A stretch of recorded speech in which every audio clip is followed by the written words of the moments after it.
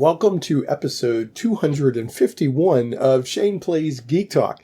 Today's episode is with Jeshields, who is an RPG artist, and we get into some really cool stuff about how he's built up his RPG art and RPG stock art business and how it's the majority of his income now. And we also talk about a new project he has. He's partnered up with someone to take his RPG art and make 3D printable miniature files from it. JE is very open on his approach and financials of his art business. And we get into things like, comparing an artist's website versus Patreon versus DriveThru RPG for income, the importance of a rate sheet, which RPG influenced him to become an artist, and what piece of its art impacted him the most, and a lot more. I really had a great time talking with JE, and I really think you'll enjoy this episode. I also want to remind you to check out Shane Plays Geek Talk advertising partner Cursova Magazine. That is CIRSOVA Magazine. It's just a really cool publication that it's sci-fi, it's fantasy, it's pulp fiction, it's adventure fiction. It's keeping that torch alive of those important magazines from the past that had so much influence on the science fiction and fantasy that we know today. And there's some cool stuff being published in there right now. So check it out. That's Cursova Magazine, CIRSOVA Magazine. And now, on with the show. Shall we play a game? Why, yes. I believe we shall. Oh, I got a live one here.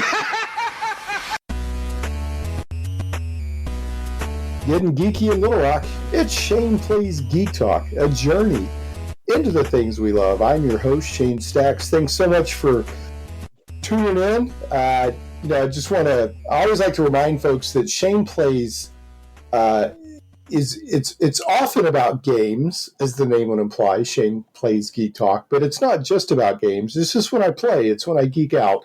This episode will be about RPG games. More specifically, I have Jeshields, and we're going to be talking about his work in RPG, tabletop RPG art, and then he has a cool Kickstarter coming out that we'll talk about that involves both art and minis, which is two things that tabletop RPG gamers love very much. So they're getting smashed together like chocolate and peanut butter and Reese's. So it'll be fantastic, and we'll look forward to talking with JE about that. But Jeshields, welcome to Shane Plays Geek Talk. Thank you. Thank you so much for having me. I enjoyed getting to meet you for the first time this past summer, and appreciate you opening up your podcast to me and to my upcoming project. Yeah, man. Glad to have you. You're one of those people that, we're both sort of part of the North Texas RPG Con community. I don't think I realized for a long time that you were like an RPG artist, and you did that as your, I assume, your living. The first thing that you did where I was like, oh, this guy is cool. You ran a Weston Games Star Wars at North Texas RPG Con, and that game has a special place in my heart. Still my preferred version of tabletop Star Wars. And you ran a very fun scenario where I think the day before you sprung aliens like xenomorphs on the players, and then for our game you sprung predators. So we're running around on a Star Destroyer, not only fighting stormtroopers but fighting predators. So that was great. Why don't you tell us a little bit about yourself, and we'll get more into your RPG art, but more specifically, just how long have you been tabletop RPG gaming, and anything else you'd like to share with us? Sure. I began creating art for tabletop RPGs probably 7, almost 8 years ago, and started off part-time, and then rolled quickly into full-time. It is my primary source of income. I'm actually a preacher, and I do art for RPGs as my primary source of income, and then by night, if you will, that's my other job. And so you are a bivocational preacher, as they say. That is correct. Yeah, well, that's fascinating. See, I didn't know that either, or either. I want to sound British. I didn't know that either. Uh, and we could cut this out of the podcast if if you don't want to share it all. But I'm a Christian. That doesn't mean that I just go to church. I mean, I'm a Christian. Like Jesus Christ is Lord of my life. But do you mind if I ask, like, what faith or what denomination or whatever you preach? Yeah. So, one, I don't mind if you leave this in here. This is not something I try and hide under a basket or anything like that. But it's also not something I shove down people's throat. I want to build relationships with people, and when we look at the way Jesus lived his life, it wasn't forcing anything upon anybody, but he just loved people, had relationships with them, and then through that was able to be a blessing and minister to them. And so that's the type of faith I want to emulate, rather than, hey, everybody has to know, that they have to believe what I believe, or else, nothing like that. So, but as far as my particular brand of Christianity, I'm Baptist, but I recognize that can also be a loaded.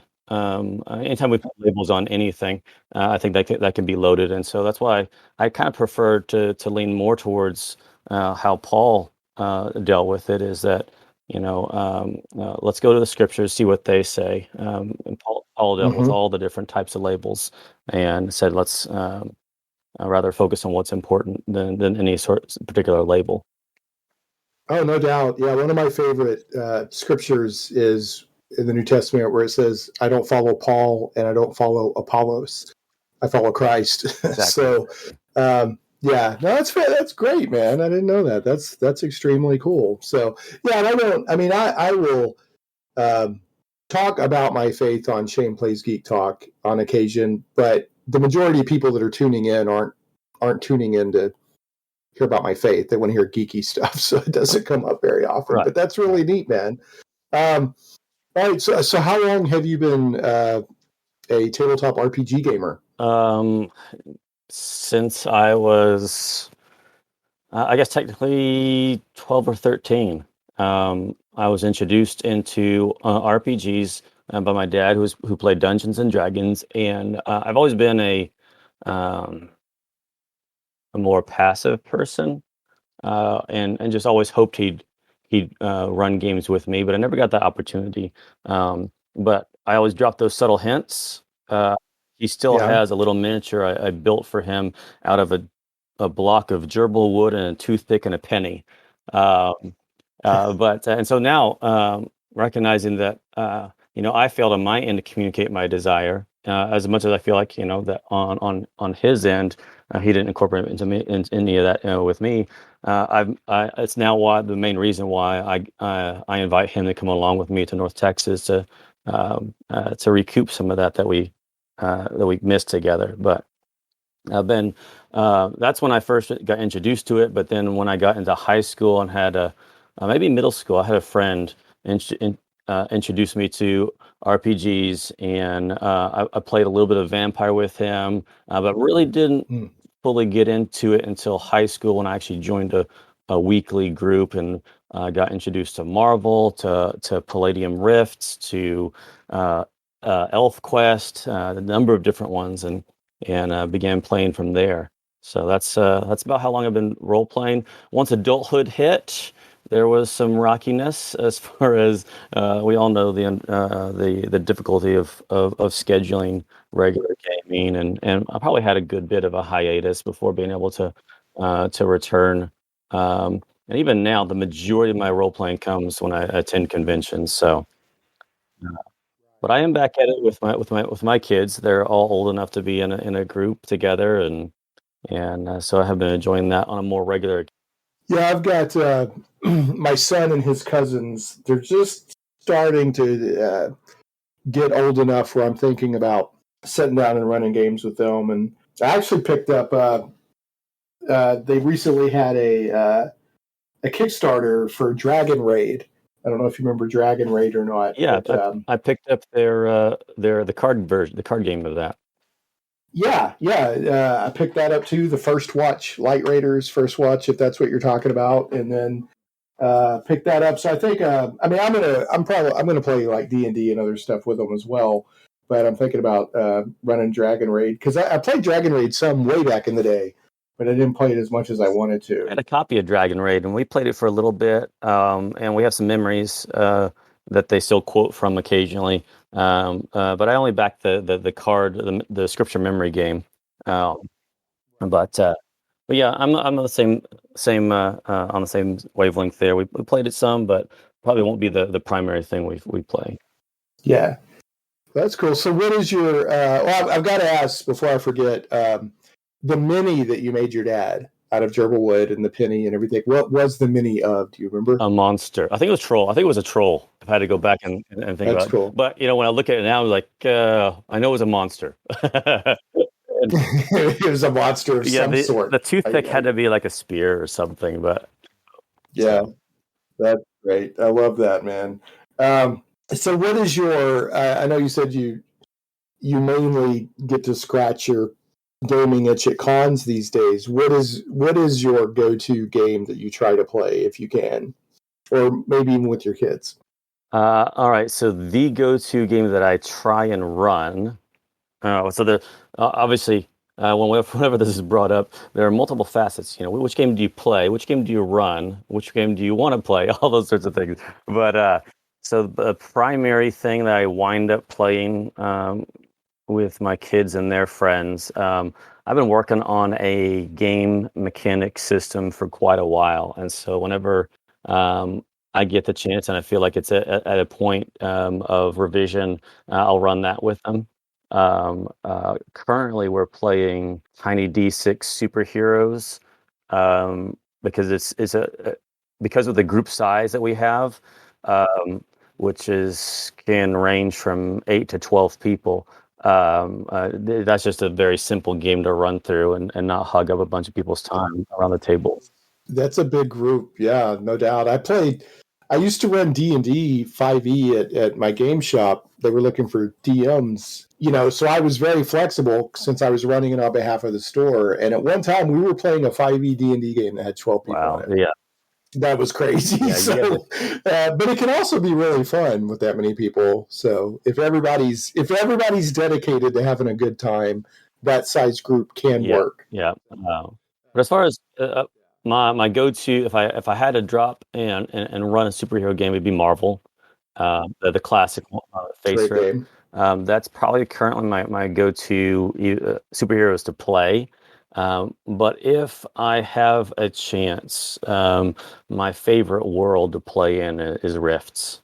I'm not vouching for the system, but the world is. I absolutely love that world. So yeah, it's bonkers. Yeah, I still remember Rifts is such a part of my. I never played it, I don't think, but I've talked about it with people so many times, and I do love what I've the source books I've looked through. And then I just remember those ads of the comic books and stuff would be like mega damage. And I love it. I love the whole bonkers, over the top. And I think Rifts is where I first read about ley lines. If I remember right, ley lines figure into yes, they do. Rifts. But what's interesting, people always talk about being gonzo, but the way I was introduced to the world and my understanding of the world is that it's not gonzo. It all makes sense for it to be together in the way that this whole storyline was built out. That's what I love about the world, that you can wind up playing in pretty much anything because of the history and the creation of the world itself. And so for me, I don't think gonzo, like not in the weird sense that some people do. It all makes sense to me. But Rifts is one of the RPG, if not the RPG, that is responsible for me being an artist for this industry. Rifts had great art. That really, in addition to like the mega damage and all that advertising campaign. Yeah. And by my over the top with Rifts, I always think of it like it turns things up to 11. Not like it threw everything in there, but it was just loud, I guess. But the art for Rifts was fantastic. Yeah. So that grabbed a lot of attention. So, do you have any specific memories of certain pieces of art or artists that worked on those early Rifts? that made that impression Hands on you? down, Ramon Perez. All of his Okay, I'm gonna look him up real quick while all of you're his talking. work in uh, the New West, Lone Star. Um, uh, well, he did a lot of the art, but those two are my favorite sources. Um, and off the top of my head, the illustration I think I love the most. I mean, it would be hard to choose if you laid them out all in front of me, but the grackle tooth. Grackle tooth. All right, Yeah. let me look it up. The grackle tooth. Yes, yeah, and you gotta find. Okay, I will put a disclaimer and no hate on anybody else who has drawn a grackle tooth, but there is not any grackle tooth I have been satisfied with except for Ramon Perez's. Fix Ramones. Yeah. All right, let me see if I got his here. Let's see. Oh man, this is some great art. Yeah, I'll have to edit some of this because people aren't going to want to listen to the silence while I'm. Well, I'm also pulling up and make sure I can get you a link. Have you been able to find one? Yeah, I think this is Perez's. Yeah, the grackle tooth. It looks like it's got Perez's signature on it. Yeah, that looks pretty cool. So Ramon Perez was a big influence on you. Riffs was an influence on you. Any other? Can you think of any other influences? As far as art wise, I got into comic books. I was introduced to them in middle school. When I was first introduced, there was a kid who had Gen 13 was first coming out, but wouldn't let anybody, let anybody look at it. So and now I think I understand why. But when I got into high school, made friends with someone who actually despised my girlfriend at the time, and uh, and so we became friends, and he was super into art, and so we started forming, just doing little art jams together, and just appreciating comic book art, and that's what I wanted to do actually. And so like Brett Booth. Obviously, Jim Lee's pretty much influenced anybody who liked art in the 90s. Yeah, if you cut your teeth on comics in the '90s, Jim Lee I cut my teeth in the '80s, so I appreciate Jim Lee, but he wasn't I didn't imprint on Jim Lee, you know what I Yeah, mean? yeah. But I mean, he was such a major artist in the '90s. I mean, he's really good. I'm not taking away from him. I still think his cover for X-Men #1 is one of the best mainstream comic book covers out there. Yeah. It's really good. He was not. Yeah. And go ahead. no, it's also his work on Batman Hush Yeah. is I can't get enough of it. I love his Batman. But he was not a huge influence on me. I was more of like a Silvestri, and I also like some of the weird styles. I think of Sam Keith and Jay Lee. And while they didn't necessarily imprint on me, I really loved that work. At least I don't think that they imprinted on me. I do know that J. Scott Campbell and Joe Madeira definitely had some imprint on me for a while. And now I've been, I think, developing my own style, decades later. But I don't. So are you a Mike Mignola fan at all? Do you like Mike Mignola? I like what he's accomplished. I don't think I can do it. Yeah. In what way? What do you mean? Just his style, what do you mean by what is the simplicity of his style, while still incorporating a lot of detail, and maybe his work is imprinted on me in a bit, but I don't see it in any of my work. But I do like what he's accomplished with his style. So we're going to be talking a little bit later about your Kickstarter that again takes your artwork and combines it with minis. And is that November 18th? What date? That's correct. That we launch on November 18th and run to December 2nd. Okay. So to get there, let's talk a little bit about your stock art, your art that you do for the RPG art industry is well known enough that when you first came into my Discord, one of the people that hangs out in my Discords was like, Jeshields, the art guy? We use your art all the time. So, which I thought was really neat, and that was in the Discord is Dugan SF, and he's with Studio 404, and they do, if I remember right, they do a lot of stuff for the Genesis system, and I'm going to have him on the Sweet. podcast in the future. But so, how did you go from like just loving RPGs and doing art? Like, well, how long have you been doing RPG art as your main source of income, and how did you get there? How did I get to doing RPG art? So when all right, so I'll backtrack. I went to the Art Institute of Dallas for my art education, thinking I was going to go and do comic books, and because I mentioned them earlier. So you were serious enough, you went to school for art to get into comic books. Well, so I wanted to jump from high school straight into the comic book industry, but my parents convinced me enough to go at least get some education just in case. And in my mind, yeah, just in case it didn't work out. And so, now I'm glad I did. There were a lot of things that were tied to all that, but when I got a half scholarship to the Art Institute of Dallas for graphic design, and as I began looking at my the whole route I was taking, there wasn't any storyboarding in there. I was like, dude, that's comic books in a nutshell. And I recognize now that there's more to it than that. But I switched over to computer animation, got a degree doing that. Wound up getting a job creating games for an NHRA drag racing. And worked with them for about a year and a half before they closed doors. And about that time was when I surrendered to ministry.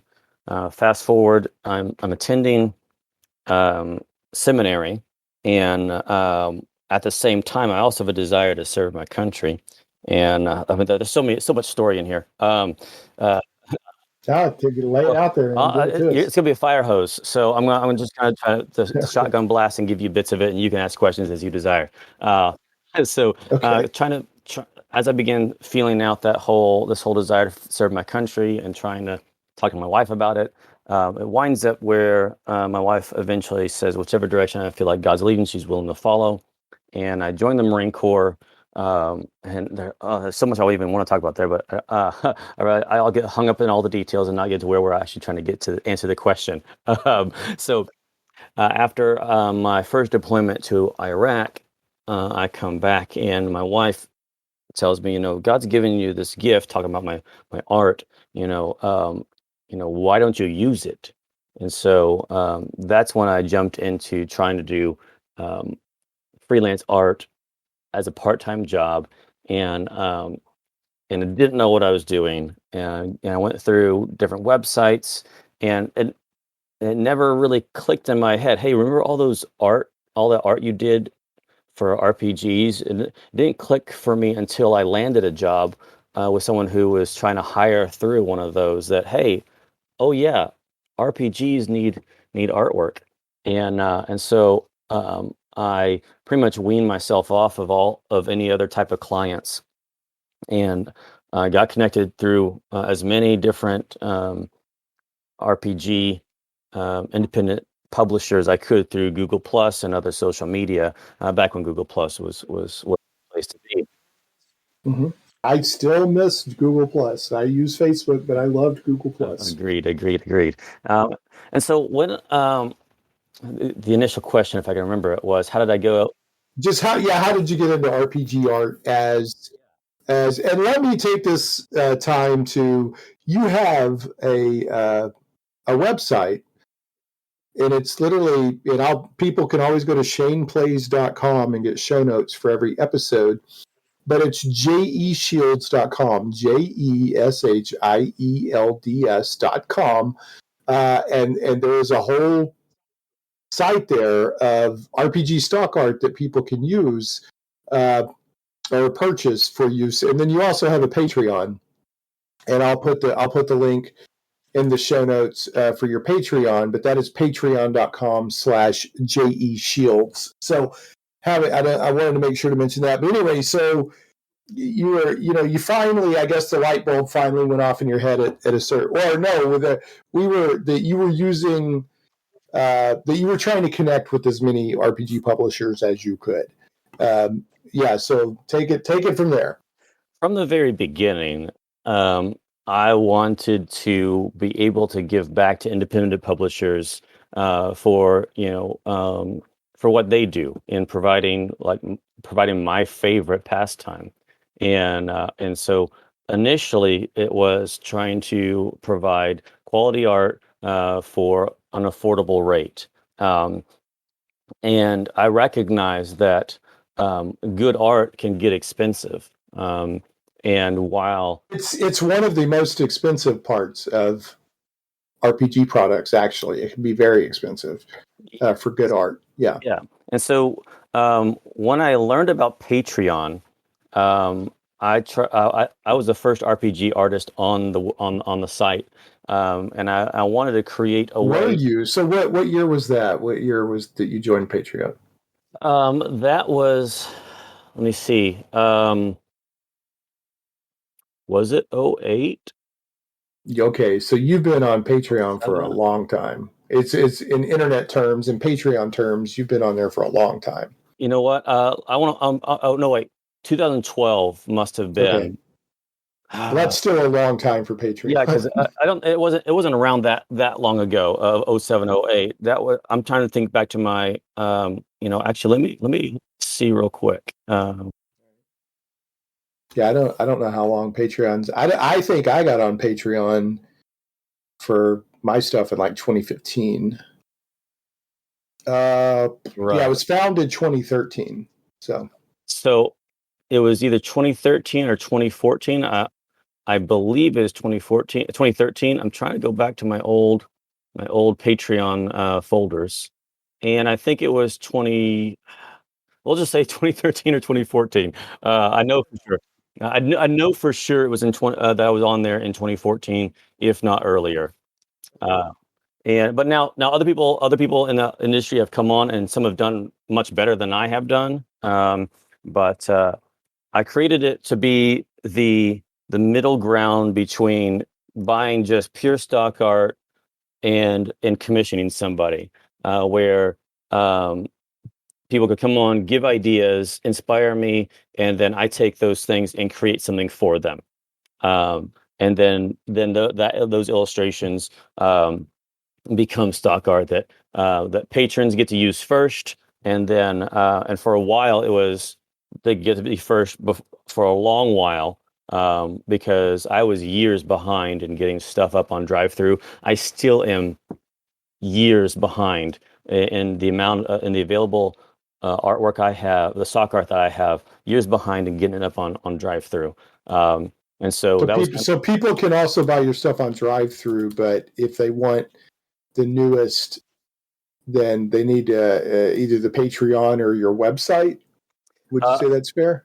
I would say my website, Okay. Patreon. If you join the Patreon, you get the stuff I create each month for that. And so, but as part of the Patreon, you also get a certain amount of credit every month to go onto the website and just download art as part of being a patron. Um, Okay. and so, but now eventually, I bit the bullet about a year ago, not quite a year ago, and sat down and I hacked and coded my website to be exactly what I wanted, where I could create something and have it up in almost no time, and then also provide credit for for patrons to use on my personal site instead of having a middleman to run through. And so now I have almost 2,000 illustrations up there, and pretty much everything I have available. There are a few things that aren't up that I do have available, but they are kind of rare pieces where I've done and I'll sidestep a little bit and talk about my stock art. I don't illustrate just to create stock art. The only time I like for every stock art illustration I do, it was either created through a crowdsourced project like Patreon or Kickstarter, or it's been a commissioned piece where someone wasn't interested in purchasing all the rights to it. And so I do have a few I do have some illustrations where someone published purchase just the rights for a specific purpose. And so, like, I'm thinking I've got some dinosaurs that were commissioned for a um, a board game, but I don't feel comfortable throwing them on my website with the kind of the blanket light. Yeah, it's interesting the route you've taken. I don't know if you might have met him at North Texas or bumped into him on Facebook, but I recently talked with Ed Bickford, who does RPG art, and he's almost, I think, exclusively commissioned. Whereas I don't think he's messing with the stock. He might be doing stock art, but I don't think he is. So you've gone a completely different direction. With making a living off of art. So it's interesting to hear two RPG artists, with two different perspectives on how they've built up their career or whatever. So. Yep, and yes, I have met Ed, and actually, it's his fault that I plan on trying to have a booth this coming year and sell some of my originals. So. Oh, great! Yeah. See, I didn't even know that when I was in your game, and I didn't even know that you were an artist. I don't think at that point, so wouldn't hurt. So you've got your website, you've got Patreon, and then you also sell some stock art on Drive-Thru. Now, I want to be very clear. I do not want to get into how much money you make because that's your business. However, do you feel comfortable talking about your website is a certain percentage and Patreon is a certain percentage? Like if somebody was going to pursue Patreon or doing their own website, do you have a recommendation? So I'm super open about prices and about all sorts of stuff about the money I make. I don't hoard that information primarily because I don't think that we should be quiet about those things. And also because I don't feel threatened by other artists. My artwork's gonna appeal to certain people, and they're not gonna appeal to others. And there's only so much of me to go around. Where I've had people come to me for artwork, and I just don't have the time for that project or something, and so I'll pawn it off on another artist, and why not share that? And so I also think that the art industry is such a weird industry where you can go online and you could Google what the average pay for pretty much any other um, uh, um, um, profession makes. Like if I want to be a police officer, well, how much do they, on average, do they make? And what levels and all? But we kind of are very hush hush about, okay, what's fair, and I also recognize that what's fair for pay for one person is not fair for another because they have different um, uh, cost of living and all these different things. So I don't worry, and I'm not in a race to the bottom. And so certainly someone could try and cut out the client from underneath me, but primarily the freelance industry is about developing relationships. Mm-hmm. And trust. Yeah. Yeah. Absolutely. Yeah. I talked about that a lot with Ed, actually, how important relationships are, in the RPG industry, period, tabletop RPG industry, but, definitely with art. So would you say that, do you get like more of your income from your website versus Patreon or? From my website, no, not yet.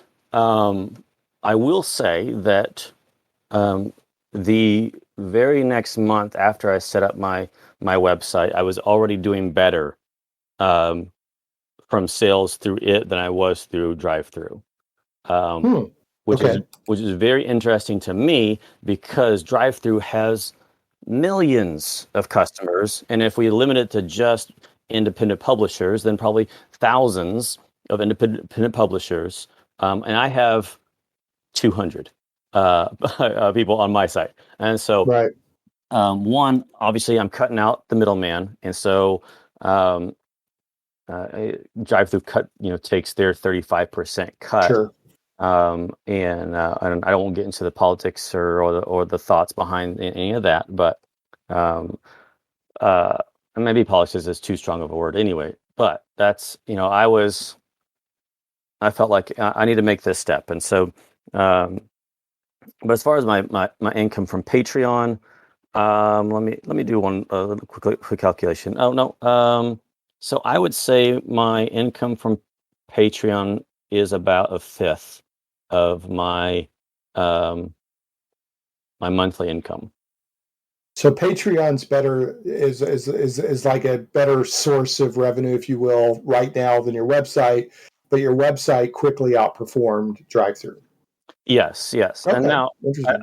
I do recognize that that there are some things I could do better through drive-through. I know there are people who do really, really great through drive-through, but they have also been doing it for a lot longer, um, and being very purposeful about some of it. And so, If any artists are listening to this, I think it's always good to talk about the business side of things because it's a reality. But let's move more into the fun stuff. Like what is your favorite kind of stuff to draw?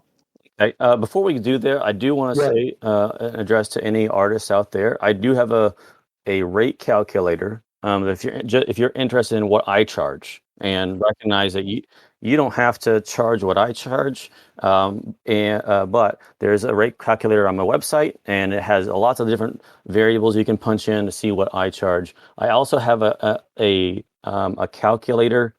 It's basically a spreadsheet where I track different portions of different size projects so that I can get an average of how much time I spend. I throw that against my desired hourly rate, including the taxes I might need, also sick pay, vacation pay, and everything to come up with a rate that feels more objective than me saying, I'll just charge 1,000 for that.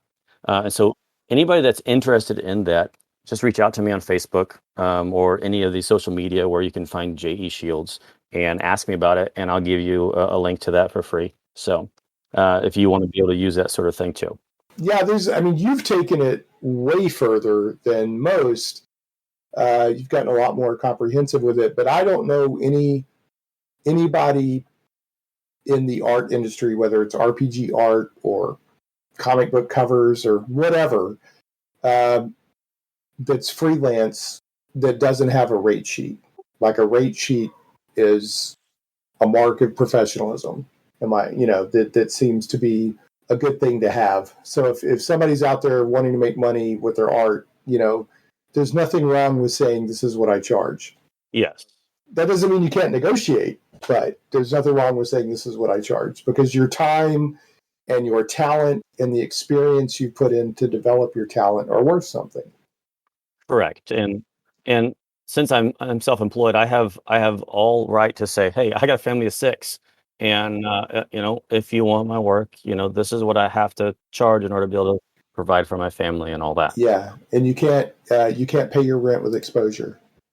And that's a whole different discussion too. So Right. Yeah. So yeah. But you would ask what's my favorite stuff to illustrate, and I wanted to actually answer that before we both forget it. yeah, no, thanks. Yeah, go for it. Yeah. So my absolute favorite would have to be a balance between sci-fi and superheroes. I probably would do more if superheroes were liked a lot more or used a lot more. I would do a lot more of them. But they just tend to not do as well with stock art sales, or at Yeah. least to my knowledge. But and so I do a lot of sci-fi. I like to do a lot of sci-fi. My patrons request a lot of fantasy, so that's just comes standard. If you're going to do stock art and try to make a living with stock art, fantasy is going to have to something you dabble, put your toe into. I tend to. I've been told, or at least my understanding, I'm one of the few that focuses on sci-fi or has a good amount available on it. And so, but not just you asked what my favorite things to illustrate. Sci-fi is the genre, but I like characters. I like creatures. I like robots and droids. Though I'm not a technical artist, like for most of like there are people who do great technical drawings like mechas and Hmm. crafts and stuff, and that is just not me. I have no interest in trying to measure things out and make sure that these are all um, super accurate, and all the angles and degrees and all that. That's just not me. I like more organic stuff. Yeah. So how would you describe your art style? Like if you were asked to give two or three adjectives on it. Um, a cross between old school D&D and comic books. I'll say 90s era comic books. Yeah, I like it. Oh, you've got a nice xenomorph here on your website.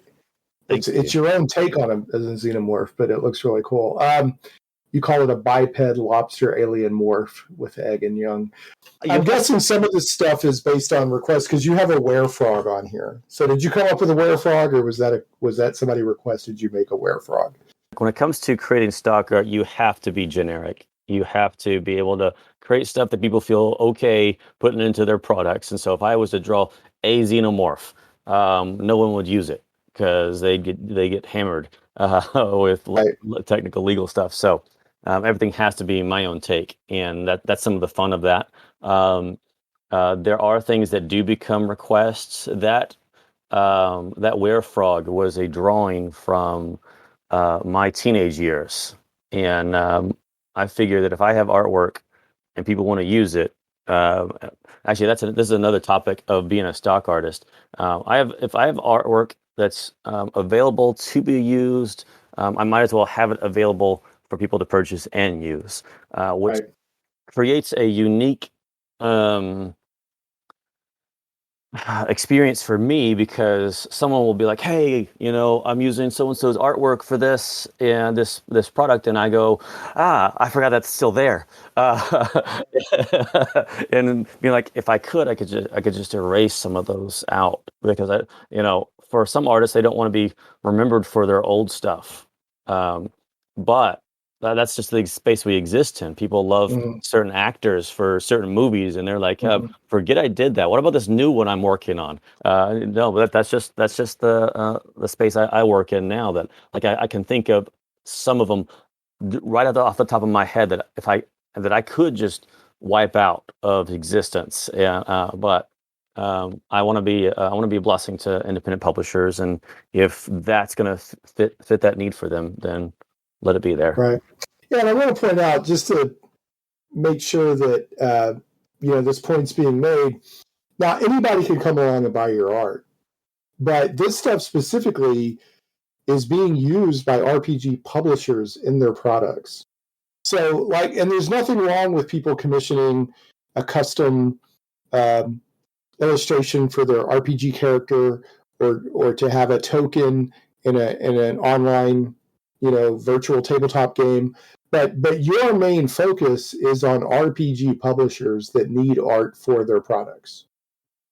Absolutely. That is who I create for.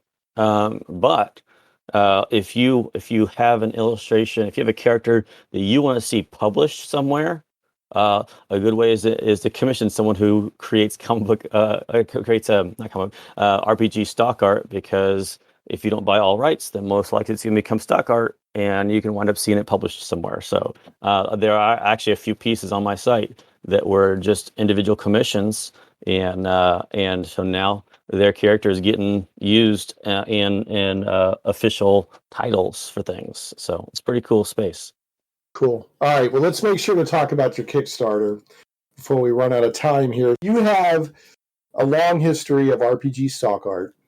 And when you recently reached out to me, you were like, "Hey, I'm involved in a really cool Kickstarter. Would you be interested in talking about this?" So what's happening here is that your RPG art, you're running a Kickstarter where people can get 3D printable miniature. I'm assuming files. Are you actually printing the miniatures and mailing them, or are you selling the files for 3D printing?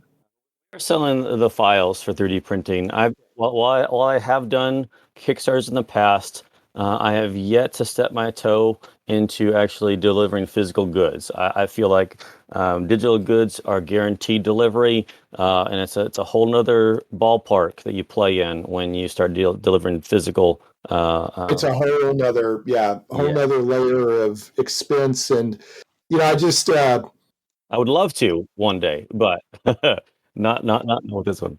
Yeah, I've got a friend, Russ Morrissey from Ian World, uh, and he does Ian Publishing and all that.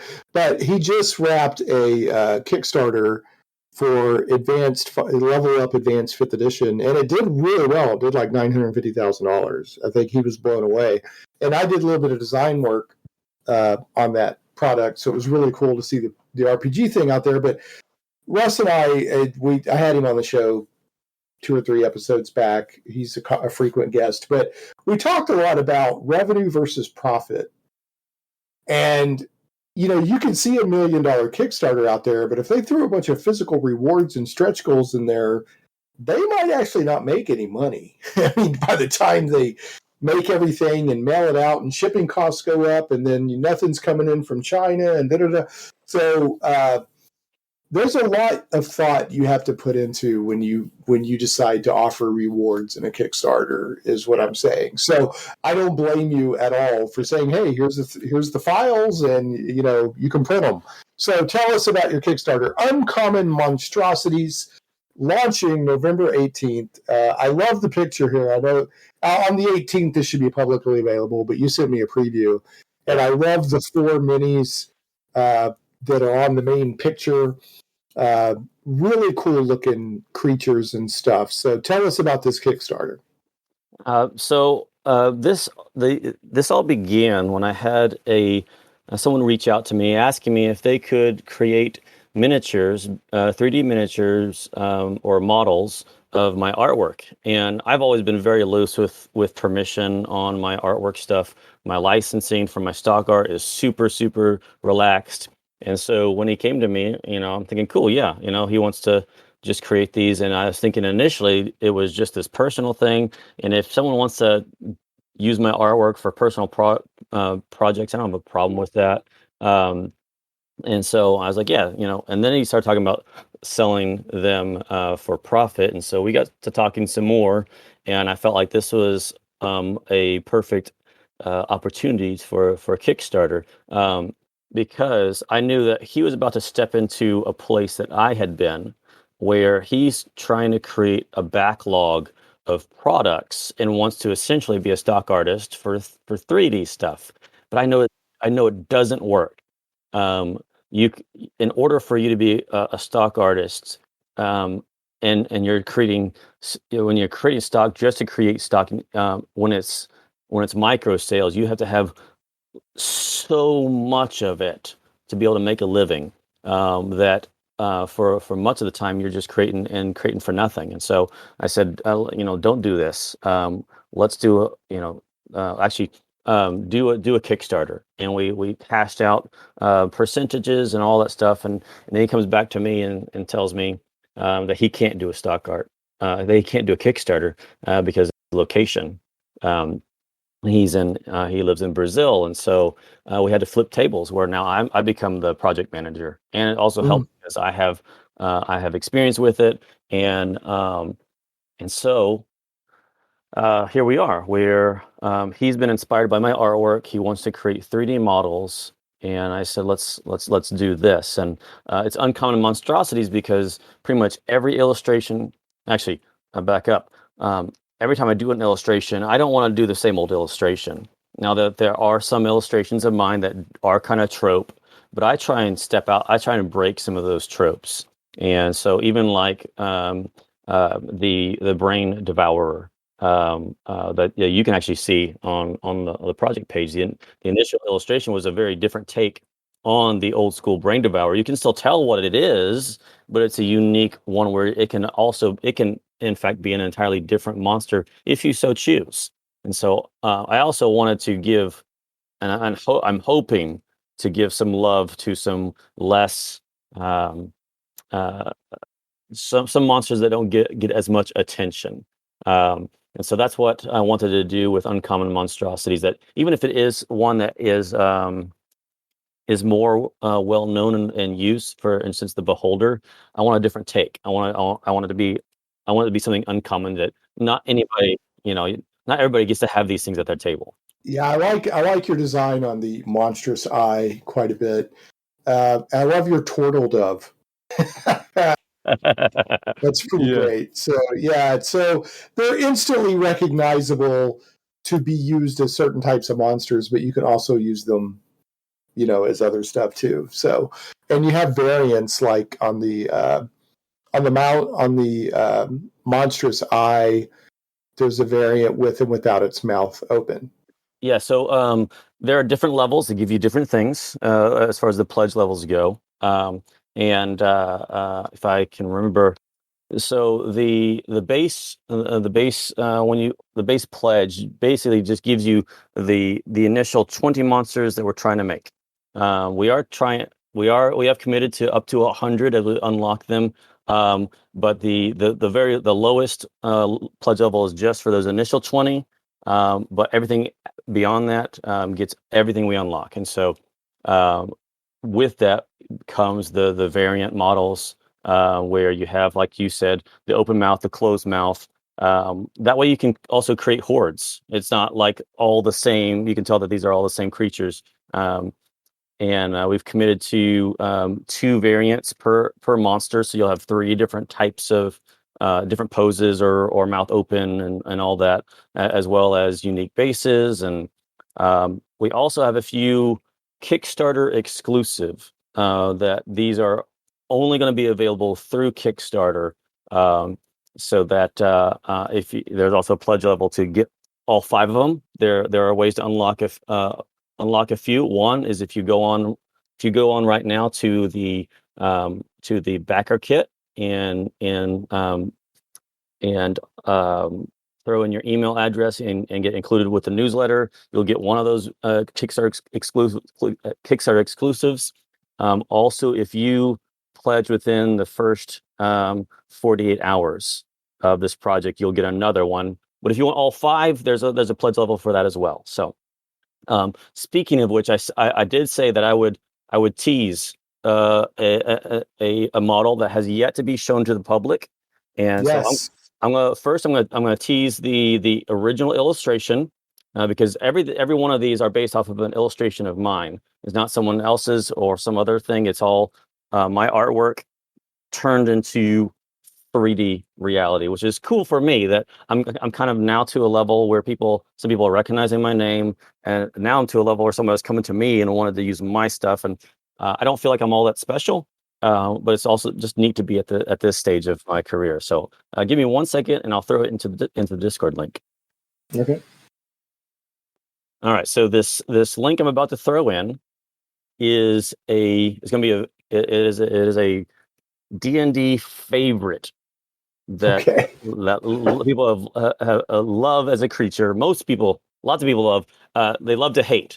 I'll put it that way. But it's my version of it. It's a unique take on it. So here it is. 1 second. Ah, yes. Yeah, that looks fantastic. That's one of my favorite classic D&D monsters. Obviously, it's the Rust monster, Yes. and that's probably the best, I guess, most energetic, fearsome depiction of a Rust monster I've seen. Usually, they're just kind of there, and Yeah. what's scary about them is that you know what they can do. But this one looks very, I don't know. There's something about the pose and the layout here that I like a lot. So, yeah, I love the Rust monster. Yeah, always have. It was initially drawn for Courtney Campbell's Beck Me. And I forget what he had a Kickstarter where he's creating the bestial encounters, and I forget the rest of that whole acronym. But and so it's still he still holds first rights to this, but he's given me permission to go ahead and start Oh, that's cool. using it for this project too. So Yeah, it's a great illustration. I mean, it looks great. I like it a lot.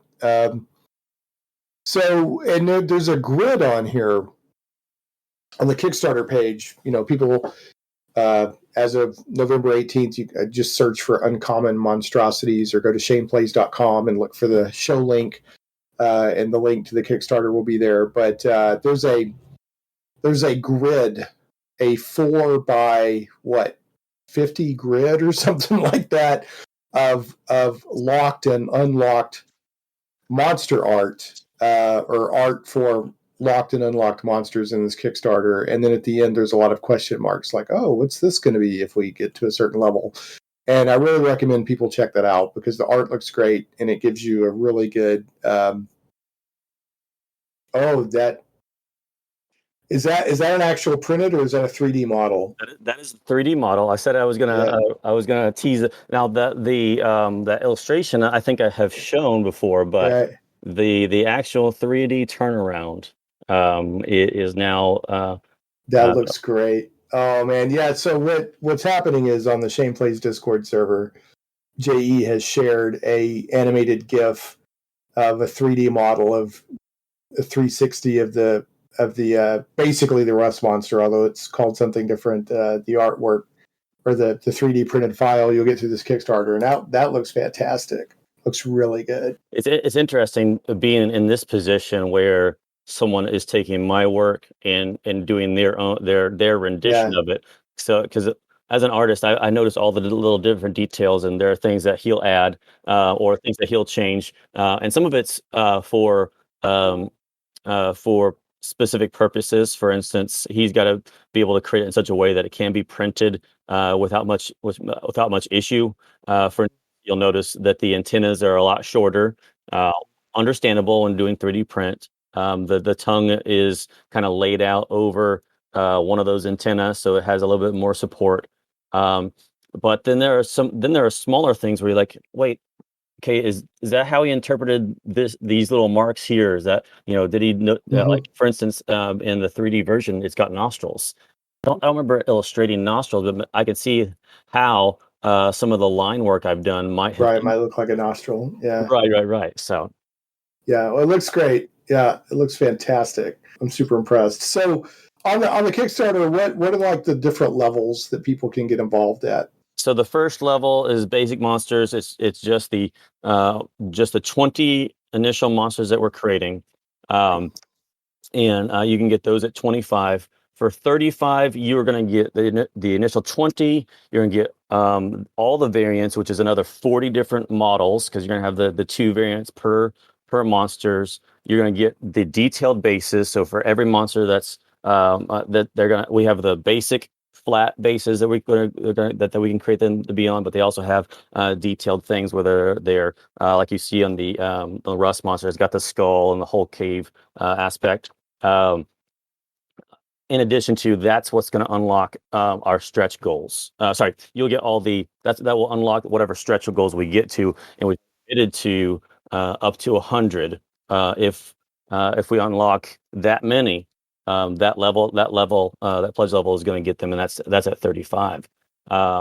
Beyond that, we've got the 45, which is the Kickstarter exclusive. There are only 100 of those available, where they're going to get everything previous plus those 5 Kickstarter exclusive. The only place you're going to get them is here.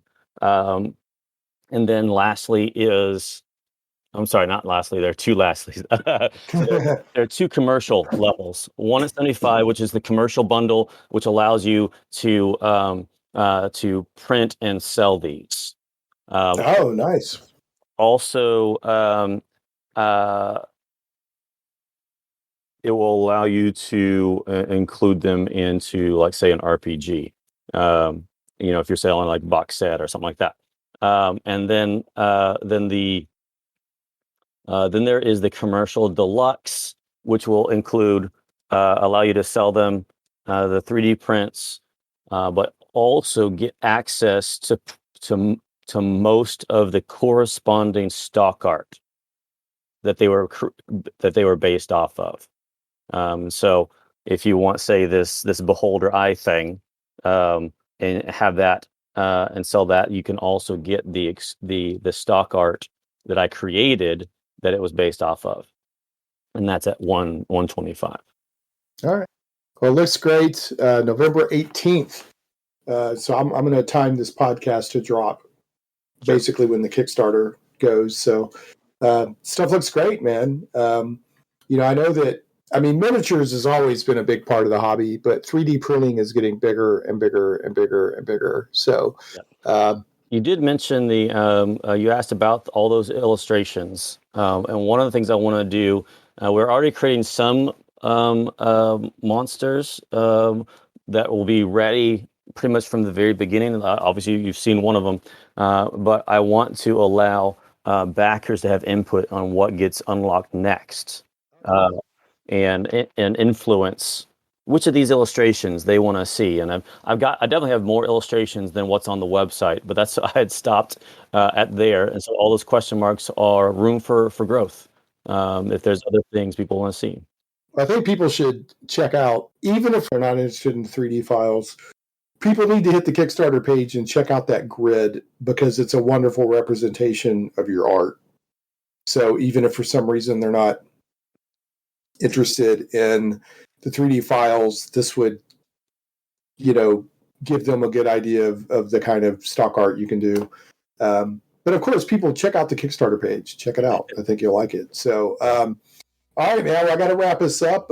Thanks so much for your time. I've got to do this to you. This is a tradition. I always wrap the show with a bad joke. So I am not even though I am responsible, I will not be legally responsible for any psychological damage that occurs. So here we go. Did you know if you flip a canoe over, you can wear it as a hat? Okay. Because it's capsized. Yes. Bad jokes are only bad if you can't appreciate them. That's right. But I do love it when my guests groan in actual anguish. But if you appreciate the joke, then I know that you and I are cut from similar cloth. So, all right, man. Well, good luck. I love your art. Thanks for sharing everything you shared with us about your history in art and what you're up to, and being open to what it's like to do it, as an income. And I'm looking forward to seeing how your Kickstarter goes. And if I don't see you before, look forward to bumping into you, or maybe setting another game at the next North Texas RPG Con. Well, it's pretty much a definite I'll be there. So. Cool, man. All right, we'll look forward to it. And everybody else, we'll catch you next time on Shane Plays Geek Talk. Thanks so much for listening to Shane Plays Geek Talk. I certainly hope you enjoyed this journey into the things we love. For your convenience, show notes with helpful links for each episode can always be found at shaneplays.com. You can catch the podcast in several places, including on the blog at shaneplays.com, iTunes, Google Play Music, Stitcher, Podbean, Amazon Music, Verbal, YouTube, and more. Shane Plays is also carried on sci-fi.radio. Sci-fi.radio is sci-fi for your Wi-Fi. SCIFI.radio. If you like what you hear and would like to support Shane Plays Geek Talk, you can do so for as little as $1 per episode on Patreon at patreon.com/ShanePlays. Thanks again for listening, and we'll see you next time. Stay geeky, my friends.